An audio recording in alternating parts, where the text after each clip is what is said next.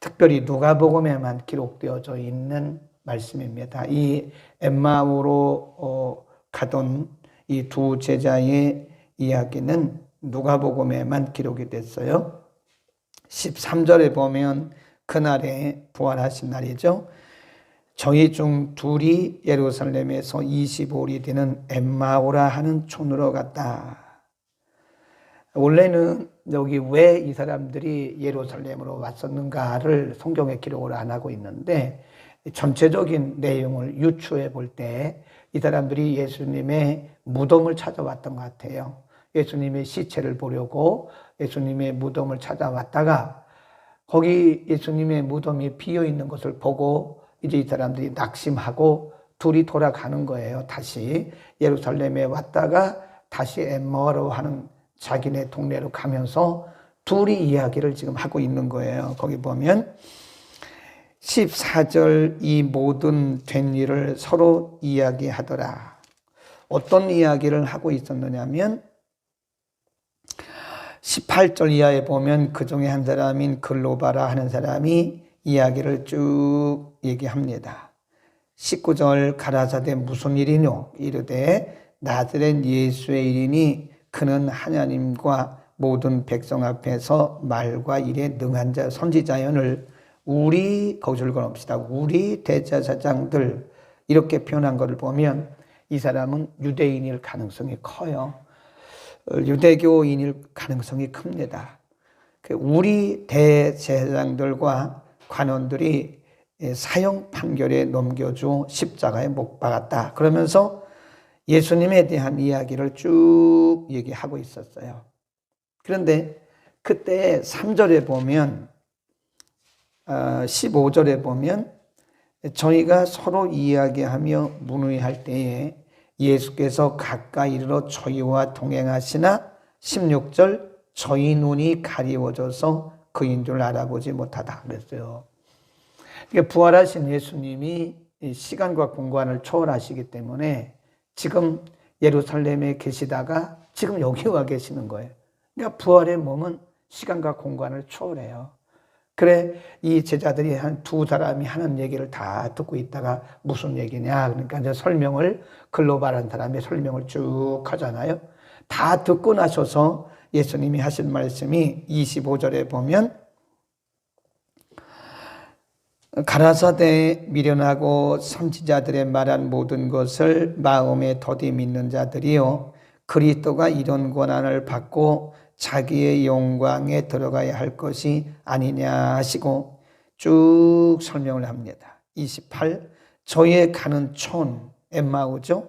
엠마오에 가까이 가매 예수는 더 가려 하는 것 같이 아니하시니 저희가 강권하여 가로되 우리와 함께 유하사이다. 때가 저물어가고 날이 이미 기울었나이다 하니 이에 저희와 함께 유하러 들어가시다. 30 시작 저희와 함께 음식 잡수실 때에 떡을 가지 축사하시고 떼어 저희에게 주시매 저희 눈이 밝아져 그인 줄 알아보더니 예수는 저희에게 보이지 아니하는지라 그랬어요.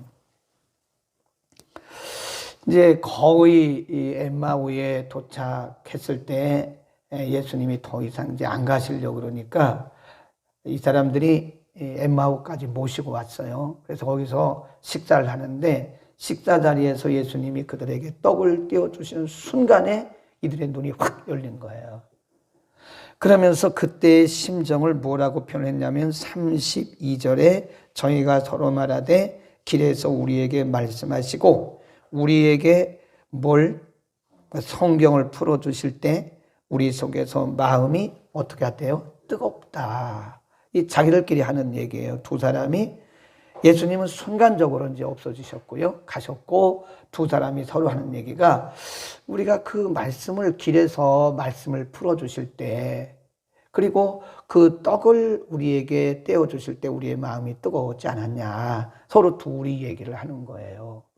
이 사람들이 예수님께서 직접 부활을 증명해 주신 예수님께로부터 직접 부활을 체험한 두 사람입니다.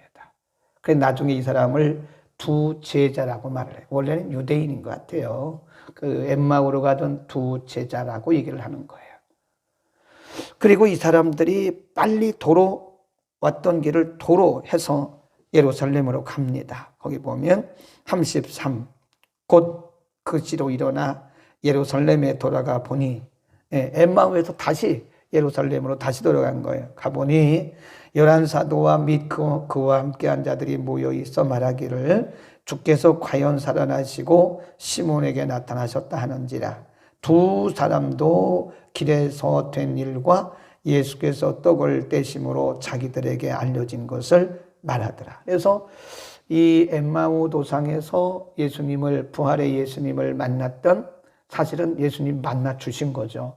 그 만났던 이야기를 11제자에게 말해주고, 서로 그때 부활의 주님에 대해서, 부활하신 주님 만난 일에 대해서 오늘날로 말하면 서로 간증을 하고 있는 거예요. 우리는 예수님께서 부활하신 이후에 바로 승천을 하지 않으셨다는 것을 알고 있어요. 사도행전 1장에 보면 부활하신 예수님이 40일 동안 더 계셨어요. 바로 승천하지 않으셨습니다. 그리고 성경에는 11번이라는 숫자가 없지만 우리가 전체적으로 이렇게 내용을 볼 때 약 11번 정도 제자들에게 나타나셨어요. 40일 동안 11번 정도 제자들에게 나타나셔서 하신 일이 뭐냐면, 주로 제자들에게 나타나셔서 하신 일이 내일 아침 본문에도 보겠지만 부활을 증거해 주셨어요. 부활을 증명해 보여주신 거예요. 내가 살아났다.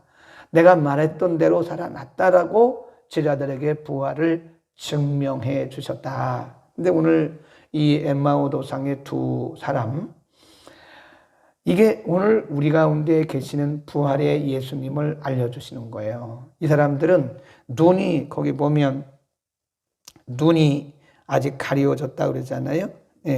눈이 가리워져서 예수님인 줄 몰랐다 그랬는데 16절에 보면 저희 눈이 가리워져서 그인 줄 알아보지 못했다 그랬는데, 예수님이 그들과 동행하고 계시잖아요, 지금.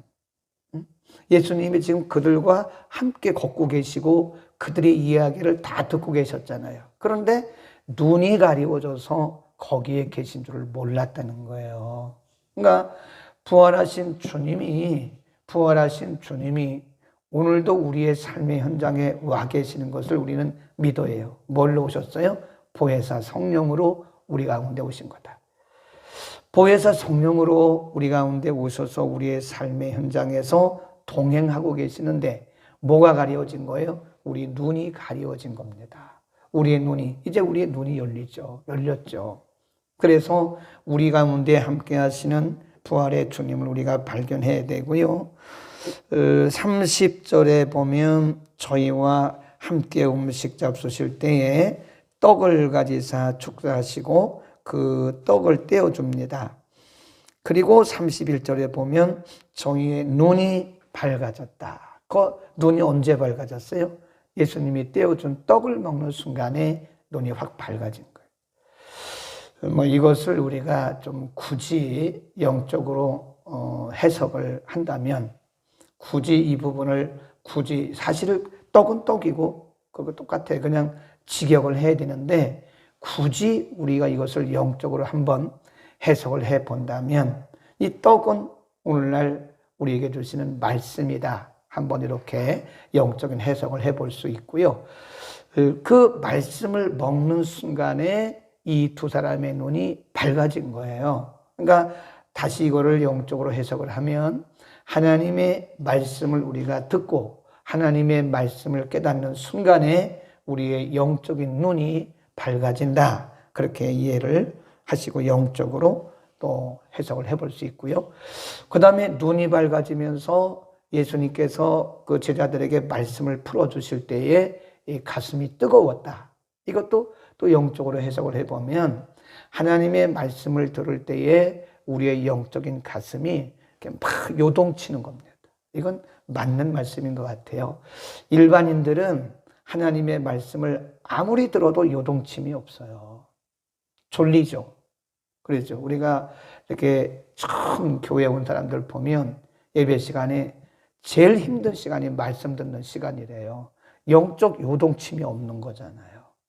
그런데 이제 믿음의 눈이 열리고 믿음이 성장하면서 하나님의 말씀을 들으면서 우리의 이게 심령이 요동을 쳐요. 우리의 가슴이 뜨거운 거예요. 아멘.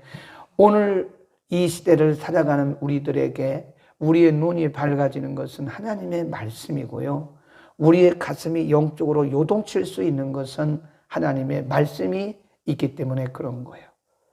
부활하신 예수님이 보혜사로 우리 가운데 오셔서 우리의 삶의 현장에 함께 하시고 우리의 삶을 다 가르쳐 주시고 우리의 삶 속에 오셔서 지시해 주시고 위로해 주시는 보혜사로 함께 하신 부활의 예수님은 우리의 눈으로 우리의 육안으로는 볼 수가 없어요. 부활의 예수님 보혜사로 오신 그 분은 우리의 육안으로 볼 수가 없습니다. 우리에게 주신 말씀을 통해서 우리의 눈이 밝아지는 거고요. 그 말씀을 통해서 우리의 가슴이 요동치는 거예요. 그러니까 어떻게 보면요, 우리는 그냥 우리끼리 살아가는 거 아니에요. 그러니까 이렇게 영적인 사람과 육적인 사람은 부딪히게 돼 있어요. 그러니까 우리가 이 사역을 하잖아요. 이 사역을 하는데 이 사역하는 거를 육체적인 안목으로 바라보는 사람들은 부딪힙니다. 왜 저런 걸 하냐고. 왜 저런 말을 하냐고. 부딪힐 수밖에 없어요. 그러니까 영적인 안목과 육적인 안목은 같을 수가 없어요. 그러나 우리가 이것을 우리 가운데 계시는, 그리고 우리 가운데 계시면서 우리의 삶을 지시하시고 지도하시고 인도하시고 위로하시는 그 부활하신 예수님이 우리 가운데 계시는 보혜사께서, 성령께서 우리의 삶을 인도하고 계신다는 것을 우리가 믿는다면 우리는 우리 가운데 일어나는 모든 일들, 우리의 인생 가운데 일어나는 일들이나 우리의 사역 중에 일어나는 이 모든 일들이 우연이 하나도 없다는 거예요. 아멘. 하나도 우연. 그 어느 것 하나 우연이 없어요. 어제 이 마이크가 소리가 갑자기 금요일 날부터 이상했어요. 이 마이크는 저만 쓰는 마이크고, 이게 뭐 매일 새벽에 쓰기는 쓰지만 굉장히 비싼 마이크입니다, 이게. 근데 갑자기 금요일 날 찌찌찌 그랬잖아요. 그래서 이거 못 쓰고 아래에 있는 마이크 썼는데, 그래서 토요일 날 저녁에 또 제가 다 시험을 해놨어요. 문제가 없었어요. 근데 어제 새벽에 문제없이 잘 했어요. 근데 주일날 또 문제없이 잘 했는데 예배가 끝날 때쯤에서 이 또 찍찍거리는 거예요. 그 이상하다. 굉장히 불안했어요. 전도사님 보고 이 마이크 저쪽에 하나 쓰던 거 하나 있는데 찾아와 보라. 그래서 예배 전에 둘이 이렇게 막 했어요. 근데 계속 찍찍찍찍 이거 큰일 났더라고요. 예배 시간은 다 돼가는데 물론 뭐 아래에 있는 마이크 쓰면 되긴 하는데 이게 저한테 익숙해졌기 때문에 이게 그러더라고요. 그래서 이게 둘이 이렇게 열어가지고 이렇게 했는데 순간적으로 요 위에 부분이 이게 툭 튀어나오더라고요. 이게 이렇게 열려버리니까 거기서 이게 접촉 불량이 있는. 그래서 이렇게 돌렸더니 전혀 문제가 없어요. 이런 일들을 우리가 우연이라고 본다면 우리는 믿는 사람이 아닙니다. 그냥 크리스찬이죠. 그게 우연이겠습니까? 눈이 안 열렸었어요. 뭐가 문제인지 건전지도 갈아보고 이것저것 다 갈아봤는데 여전히 찍찍거리는 거예요. 근데 순간적으로 위에 부분이 툭 튀어나오더라고요. 근데 거기가 이게 말이에요. 이게 여기 요 맨 위에가 열린다는 걸 전 몰랐어요. 오랫동안 이걸 쓰고 있는데도 그 열린다는 걸 알지는 못했어요. 근데 순간적으로 끝에가 열리더라고요. 그래서 이렇게 닫았더니 전혀 문제가 없는 거예요. 아멘. 우리는 부활하신 예수님이 보혜사로 우리 가운데 오셔서 모든 일들 하나하나를 다 세밀하게 그분이 지시하시고 간섭하시고 계세요. 그러니까 우리가 그냥 매일매일 이렇게 살아가면서 그 부활의 예수님과 함께 하는데, 보혜사로 오신 그 부활의 예수님과 함께 하는데, 그냥 우리는 늘 이렇게 그분과 대화하고 그분이 우리에게 알려주시는 대로 가는 거예요. 그걸 경험하라니까요. 매일매일 경험하세요. 부활하신 예수님은 시간과 공간을 초월해 계십니다. 그러니까 기도할 때도요, 일방적으로 막 그냥 이렇게 막 그렇게 하지 말고요, 이렇게 말씀드리고 들으세요. 그러면 들립니다. 감동이 와요. 듣는 것도 우리가 훈련을 해야 돼요. 그래서 말씀드리고 듣고 말씀드리고 듣고 얼마나 재밌는지 몰라요. 그리고 우리의 삶의 현장에서 일어나는 모든 일들, 그 어느 것 하나 우리 이 부활의 주님이 우리의 삶과 연관되지 않은 부분이 하나도 없습니다. 그러니까 혼자 괜히 염려하고 혼자 걱정하지 말고 우리를 고아와 같이 버려두지 않는다고 예수님 분명히 요한복음 14장에서 말씀하셨어요. 내가 곧 간다. 그러나 내가 너희를 고아와 같이 버려두지 아니하시고 하나님께서 내 이름으로 보내실 성령 그가 보혜사 성령 그가 너희와 함께 너희 안에 영원히 함께 계실 것이다. 근데 우리는 고아처럼 살아가요. 우리와 함께 하신데 우리의 삶의 현장에 오셔서 그 어느 것 하나 그분이 세밀하게 간섭하시지 않는 부분이 없다는 거예요. 다 모든 것을. 어떤 분은 그렇죠. 우리가 아이들을 다룰 때도 인격으로 다룰 때는요, 아이의 의견을 물어봅니다. 이거 해, 이거 하지 마. 그건 인격적이지 아니죠. 인격적인 게 아니죠. 인격적인 부모는 아이들에게 물어봐요. 이거 이러는 게 좋겠니? 이게 좋겠니? 이게 낫지 않을까? 이거보다 이게 낫지 않을까? 이렇게 말하죠. 성령님도 굉장히 인격적이세요. 그래서 우리에게 이거 해라, 저거 해라 이런 것보다는 우리의 의견을 물어보세요. 이게 좋지 않겠나? 우리에게 선택권을 주시는 거예요. 그래서 우리에게 마음의 감동을 주시는 거죠. 그 마음에 따라 내가 충분히 입을 수 있지. 그러나 이 교회에 가면 네가 그것을 입고 교회에 가면 그렇지 못한 너의 자매들이 마음에 좀 그렇지 않을까? 이렇게 마음의 감동을 주셨대요. 그래서 알겠습니다. 그리고 이제 거기서 얼마나 기쁘겠어요. 성령께서 감동을 주신 거잖아요. 감동을. 그리고 본인을 최대한 존중해 준 거잖아요. 성령께서 그거 하지 마. 그거보다는 이게 낫지 않겠니? 한번 생각해 보렴. 이렇게 말씀하셨다 그러더라고요. 감동, 말씀이 아니고 감동을 주셨다 그러더라고요. 그러니까 우리의 매사에 그런 거예요. 매사에. 학생들은 공부할 때 그렇게 매사에 자기의 삶에 사업하는 분들은 내 지식대로 내 경험대로 내가 손익을 따져서 하지 말고 성령님의 그 보혜사 성령님의 우리 감동하시는 것을 들어야 돼요. 저분에게 어떻게 할까? 그것도 내 마음대로 막 하는 것보다는 내가 어떻게 하면 좋을는지 성령님께 여쭤보고 성령님이 주시는 그 감동을 따라서 우리가 살아가는 게 그게 진짜 말씀을 묵상하고 기도하는 크리스찬이 아닌가 저는 그렇게 생각합니다. 부활하신 주님은 우리의 삶의 현장에 와 계세요. 그리고 매일매일 매 순간마다 우리의 삶의 현장에서 이 모든 일들을 다 간섭하고 계세요. 오늘도 부활의 주님과 동행하는 하루가 되기를 바랍니다. 나 따로 주님 따로 그러면 안 돼요. 나 따로 주님, 내 생각 따로 주님 따로 그러면 우리는 부활의 주님을 그냥 옆에 놓고 그냥 내가 주인이 되어 가는 거다. 기도하겠습니다. 걸어가신 우리 아버지, 오늘 엠마오 도상에 두 사람을 친히 찾아오셔서 그들의 눈을 여시고 친히 부활을 증명해 주신 귀한 말씀을 상고했습니다.